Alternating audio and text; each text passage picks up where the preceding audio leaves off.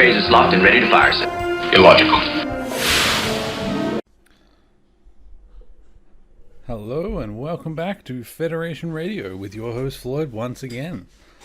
So, just to clarify so you're all aware, the way I do this now is on Wednesday I record, although it's Thursday because I'm a day late. It's me, I'm useless, I said this at the start, but whatever. So I'm here to record. I recorded the last episode, the Galileo 7, back to this one, but this one won't release until Sunday, whereas the Galileo one released straight away. And that's my intention going forward, is to record 2 a week on the same day, and have one of them come out on the Sunday. So I don't have separate recording days, in case you're interested. I just do it all at once, and I do 2 at once and release it, but I still do them weekly. That way we can try and get through the episodes a little bit faster. Or at least, have a goal of one day finishing the whole series, which we'll get to.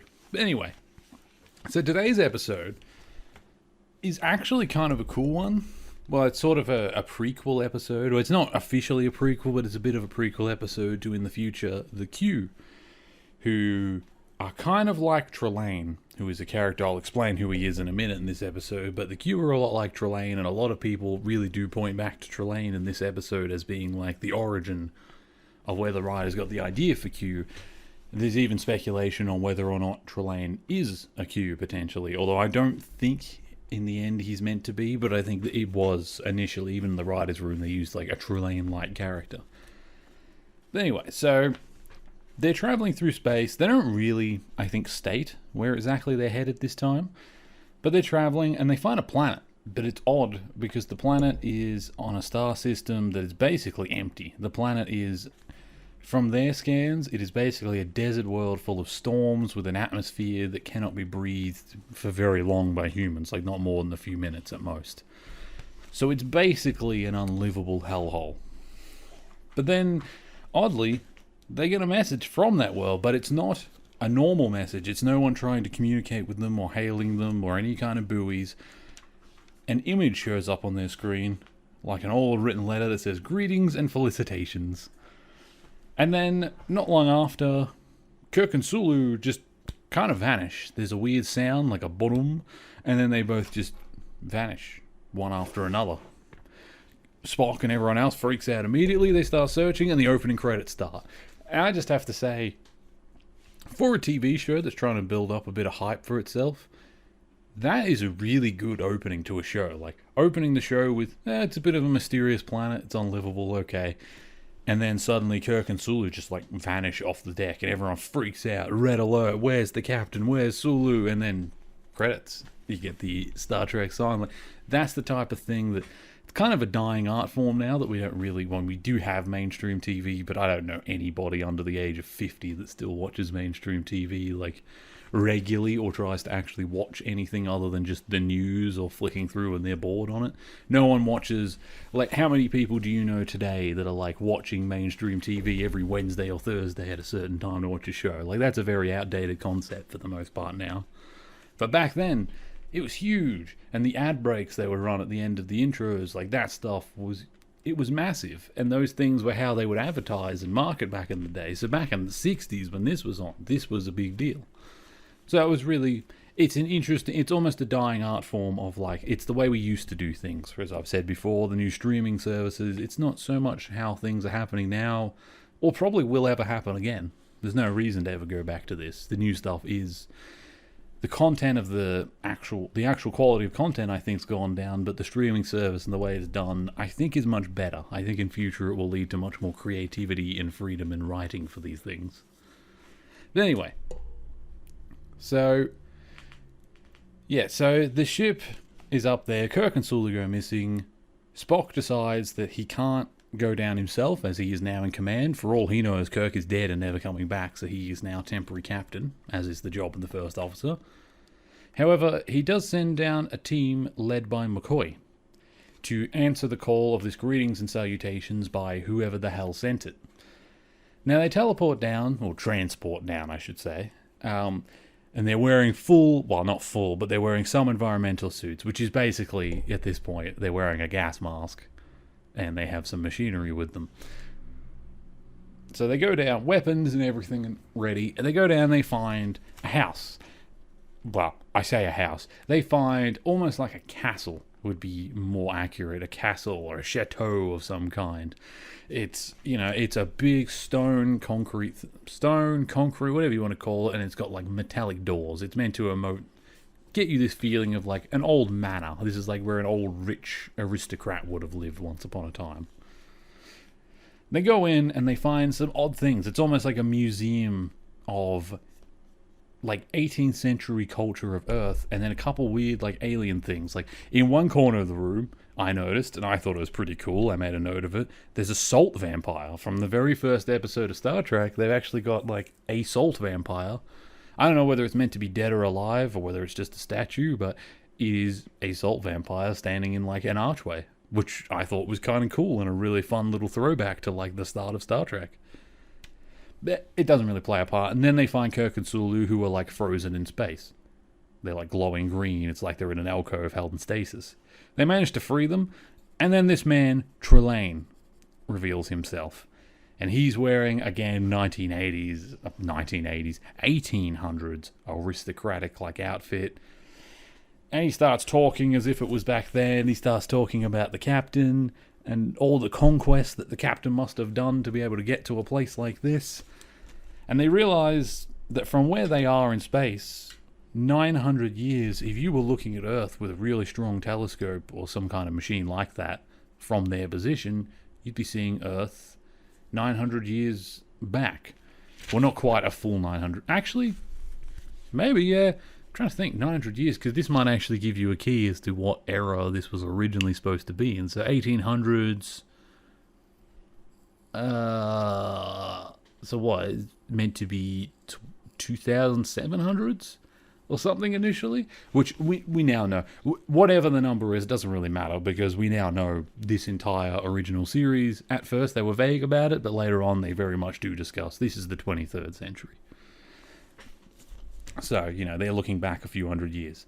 Anyway, Trelane, he sees that, and he just thinks what he's seeing through his telescope, or however he's observing humans, is what there is. That's what humans are. He hasn't really put together that there's a mathematical or a time issue, so he hasn't really worked out that, this is how they were back then. So he still thinks we're Napoleonic. He still thinks we're like all about aristocrats going on military campaigns and conquest and all these sorts of things, whereas, as Kirk says, we're on a mission of peace. We are not soldiers.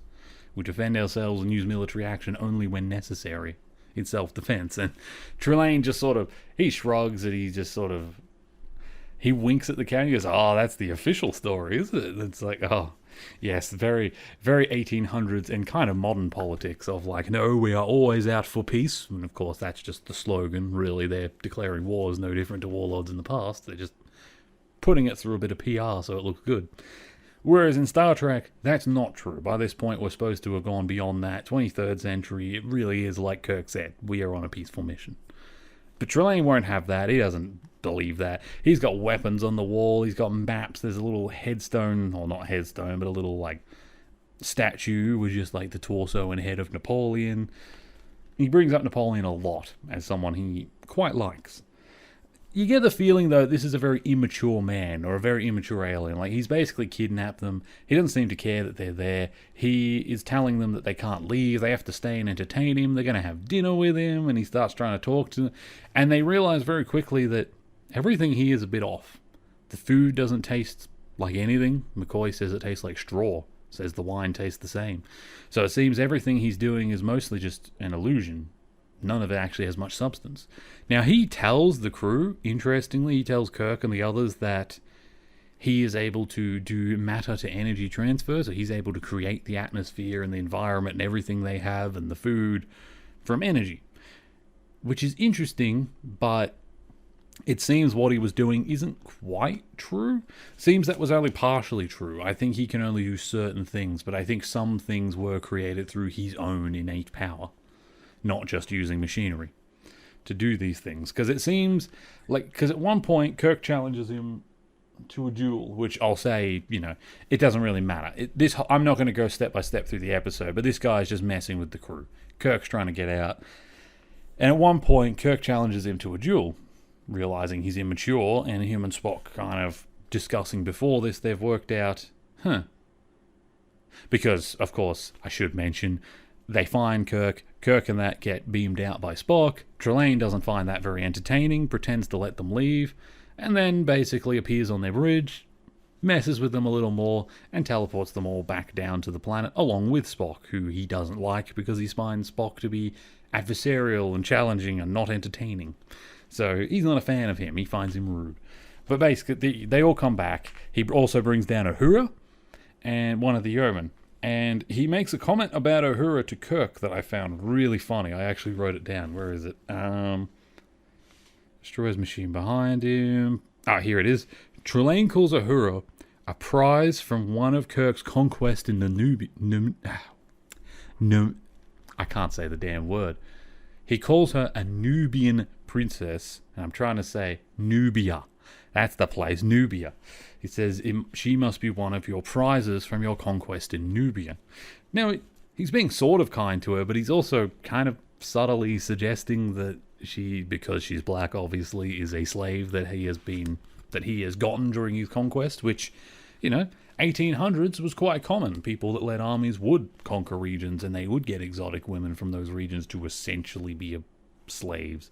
They're not always full slaves. Like, I think he was more implying a harem type women that you keep around for sex, which aren't always, they're not what you imagine for slavery. They're not always whipped and treated badly. In fact, many of them actually quite enjoyed their lives because in comparison to what they had, they lived a life of luxury. They got clothes, anything they wanted. They just got to be the mistress of these rich people as long as they kept them happy, for the most part. Obviously, it sucks. They shouldn't have been there in the first place, but compared to some of the lives they might have ended up having, not always the worst. So he's not necessarily implying Uhura is, his possession, but he's not exactly being kind to her either when he makes that suggestion. He then uses his powers of either the machine or his powers to dress the other yeomen up in some kind of princess gear, and they dance, and it's really weird and kind of cringy. But Kirk, very quickly, like I was saying with his discussion with Spock, works out that behind the mirror, where Trelane seems to be he won't leave it. He comes to the table to talk to them, and then he walks back to the mirror. He comes over to the piano where Uhura's sitting to talk to her, then he walks back to the mirror. And he's sort of doing it obviously, like it's a part of the room that he seems to want to stay near, and Kirk and that realize this, and they work out, I don't think he's as powerful as he says he is. He's fallible. Things like the food not having flavor shows that he only has a cursory knowledge of these things. That makes him fallible. He is not all-knowing, he's not all-powerful like he's trying to make out. He's just making it seem that way with his machinery. So he challenges him to a duel, figuring, if he's so immature like he acts, he'll love this. He's always talking about fighting and conquest, let's challenge him. He does. He gives him a pistol, and Kirk takes his shot. Except Kirk doesn't take the shot at Trelane, he takes the shot through the mirror, and he was right. The mirror shatters, it also breaks a machine behind there, which causes the lights to turn out.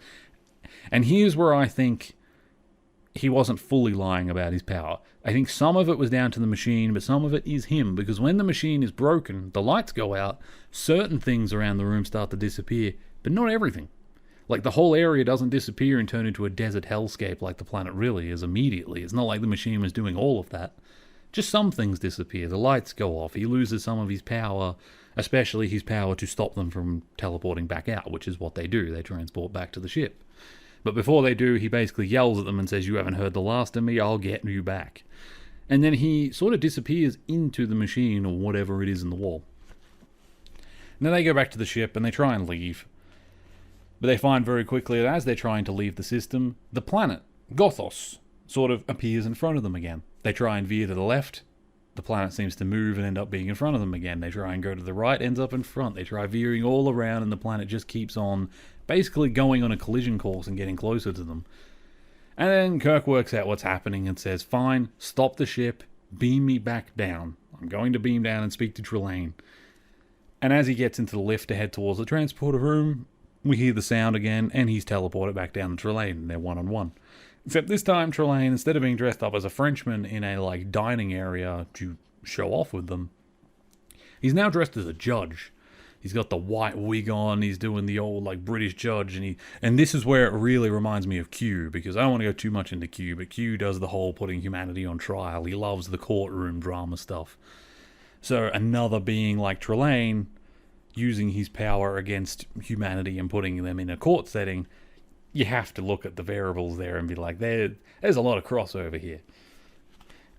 But in the end, Kirk basically gets put on trial. It's a fake show trial. Like I said, he's an immature, he's basically a child at mind, and that becomes clearer and clearer as the episode goes, that this guy is basically a 6-year-old boy that just wants to play, and is treating these humans, because he's so innately powerful, as if they were his play toys. Having no responsibility, no respect for them, and not really caring what he does. He just wants to have fun. Which is interesting, because it means he's not necessarily evil. He's not torturing them. He's not some sadist that's like getting off on hurting people or enjoying it too much. But, you know, he is equally, these are living beings. These are thinking people. They're even speaking to them. They're actively telling him they don't enjoy this and that they want it to stop, and he continues. So, I don't know if I'd say that Trelane is outright evil, but he's definitely not a good guy either. He's a weird... He comes under the bracket of, in Star Trek, there are certain species like this, and we'll meet more of them. We haven't met the Metrons yet, but I'll bring it up when we meet them. But the Q, Trelane, the Metrons, even a lot later on, we're not going to talk about them for a long time, but there's also the wormhole aliens, you know, which also go by a different name as well. And I can't remember what that is now. The Prophets. And there's all these weird aliens that seem to have power far, far beyond what even the most advanced, like, species that we come across have. They have power to the point where arguing whether or not they're a god is almost more accurate than how advanced they are, because their powers over the universe and space and time and creation just seems to be so great that they're almost indistinguishable. And it's interesting because there's quite a lot of them, actually, in Star Trek. We meet a fair number of them over the years, and you'll see, I'll keep bringing them up when we do, but Star Trek now and again, like I said during Shore Leave, the more wacky episode that was to do with, like, Alice in Wonderland storylines and planets giving them things, like, you'll see there are some real wacky episodes like that where they're just, you know, they're throwing things at the wall because they just want to have a laugh and have a bit of fun and mess around with it and have a lighthearted episode, and that's fine. Like I said during Shore Leave, I enjoy those. But these are a little bit different. These are, they're not quite throwaway, like, crazy what the hell episodes. They're more dealing with a higher power that is directly involved type of stories. And that can be interesting in its own way because, you know, God is an interesting concept that a lot of people believe and a lot don't. But if God was in your living room turning your lights on and off and telling you how hot you'll have your fire and how to do all these things like in person and forcing you whether you liked it or not, well, the discussion around him would be very different. And in Star Trek, beings like that kind of do exist in the form of like Trelane. Now, I'm not going to go over step by step. Basically, after the court, they end up having another fight. Kirk convinces him that it's all about the art of the hunt and tries to buy time for his ship. His idea, I think, was let the ship leave and I will stay and play with you and you will have fun. You can kill me, but don't just execute me by hanging me. Let's actually make it a sport. You got to earn that victory. You know, this intrigues him, so he gets him going, and they end up playing, basically running around in the forest. He's using tree branches to fight him with his sword. He's kicking him over. But every time Trelane starts to lose, he uses his power to basically get back up on his feet, or knock Kirk back away, put fences around Kirk so he can't escape out one way or another. He's playing unfair, he's playing dirty, he's cheating. And there's not much Kirk can do about it. But he just keeps trying, because his whole goal in life right now is I'm probably going to die, but the longer I can hold out, the more time my ship might have to get out of the range of his powers. Which, you know, once again, and we've brought it up so many times, Kirk will throw his life away very quickly if it's necessary to save his crew. He always puts his crew first. And I personally really appreciate that. I think that's great. And they show it again here. Now, the Salt Vampire statue I will bring up does get destroyed, in case anyone's like me and wonders about loose ends and whether things can come up again. No, that Salt Vampire statue does not come up again. It is not a living being. It was never checked on, because when Trelane picked up their phaser and realized they weren't from the Napoleonic era, he tested it on the statue. Well, we say statue. For all I know, it was a real Salt Vampire who was very much alive and was just in some kind of stasis like Kirk and Spock before, but like I said, we don't get an answer, it gets obliterated, so even though it's technically a loose end, no, there's no Salt Vampire, they're not going to be dropping it off, and as far as I'm aware, that may very well be the last ever mention or on-screen showing of a Salt Vampire, so cool. But yeah, in the end, Right as Kirk's about to lose, Trelane basically admits he's not going to let the ship get away. He's going to bring it back, and he's going to play sport like this with each and every one of them. And Kirk kind of looks helpless, like he realizes what he's done. Not only has he doomed his crew by failing to save them, but he's also kind of given him an almost sick, love of the hunt, which is going to lead all of his crew into being hunted one by one in a horrible way. But then 2 green energy orbs appear, above, and start telling Trelane off and apologizing to the captain. And any suspicions you might have had about Trelane's behavior become very clear. That, yes, he is a child. He is a spoilt child of a very powerful species, and Trelane's parents have now appeared. They apologize for what's happened. They're doing their best to fix up all the damage that Trelane did. They say they'll keep the atmosphere around the area for Kirk so that he can continue to breathe until his ship picks him up. They apologize profusely for the actions of their son and say one day when he grows up he'll understand how wrong he was. And Trelane continues to argue and says, but I was winning and this and that. And, like most spoiled kids like that, the parents just kind of say, come on, come with us. No, you're in the wrong. When you grow up, you'll understand. And they leave it with that. Trelane gets taken away, he disappears, and Kirk's eventually let go back to his ship. Now they do, I think, put some subspace messages out about the system, because obviously in case something like Trelane ever happens again, they're cautious, but I don't think we ever hear from the planet Gothos again or anything like that, so I'm not sure whether anything ever comes of the Trelane episode in future. I will look it up, because there probably is some books or something. It could be interesting, but yeah, for the main stage of the show, that's it. It's a fun little episode dealing with godlike beings. It's, again, a fun little change of pace. Now, I know this is much shorter than the last episode, but honestly, I don't have much more to say, because the episode was it was almost a bottle episode in his dining room and in the judge room. They were only using 1 or 2 sets. They were trying very hard to not spend too much money on special effects and stuff, which is fine. They made an interesting and compelling story using very minimal resources, which saved them resources for stories later on. But yeah, because of that, there's not a whole lot more to say. It's a cool episode about a powerful alien. They survived. As far as I'm aware, there's no real long-term consequences in any way to anything that happens here. So, next episode, I guess we'll be back. So, I'll see you all next week. Feel free to send in those emails. Chat with the show, whatever you like. Follow me on Spotify and all the other platforms I'm on. At some point soon, I will also be putting these on YouTube, but I haven't done it yet. And don't rush me, because I will get to it. Bye for now.